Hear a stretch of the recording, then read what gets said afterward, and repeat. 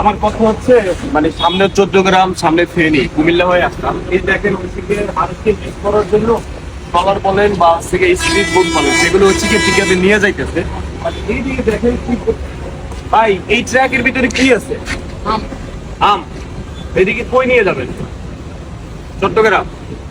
মানে চট্টগ্রাম যেতে হলে আপনাকে 14 গ্রাম ফেনী এগুলো হয়ে যেতে হবে না? আচ্ছা, এখন এই সিচুয়েশনে মানে আম আম যাওয়াটা কি আসলে ইম্পর্টেন্ট কিনা?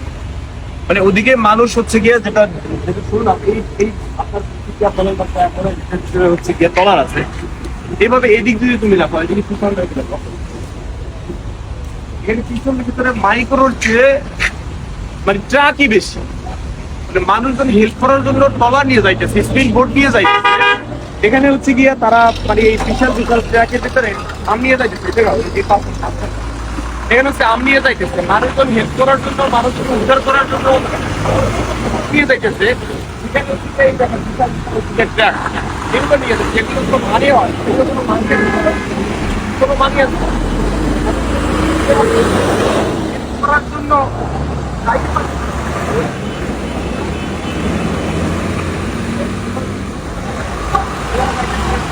সব হচ্ছে ট্রাক যাইতেছে, ট্রাক যাইতেছে, একটা মাইক্রো যাইতেছে, এরপরে বস্তা বস্তা ভর্তি করতেছে এক একটা কার্গো, এক একটা ট্রাক।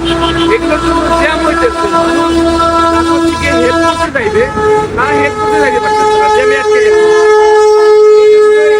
কুমিল্লার প্রশাসনের দৃষ্টি আকর্ষণ করবো, ভাই এই ট্রাক এখন বন্ধ করে। এখন কি চট্টগ্রামে আম খাওয়ার সময়? মানুষের দিকে মানুষকে হেল্প করতে পারতেছে না, মানুষের দিকে মানুষকে হেল্প করার জন্য মানুষ স্পিড বোট নিয়ে যেতে পারতেছে না, মানে মানুষকে উদ্ধার করার জন্য। সেখানে দেখেন একটা ট্রাক, এইরকম যদি এক একটা কার্গো থাকে, ট্রাক থাকে, তাহলে যে আপনার পিকআপ যে স্পিডটা নিয়ে যাবে সেটা কিভাবে নিয়ে যাবে? এটা কোনো মানেই হয় না। এখানে প্রশাসনকে বলবো, স্বেচ্ছাসেবী বলবো, আপনারা এই এই আমের ট্রাক, এই মালামালের ট্রাক এগুলো বন্ধ করেন। আগে মানুষ উদ্ধার হোক, তারপর হচ্ছে ট্রাক চলবে।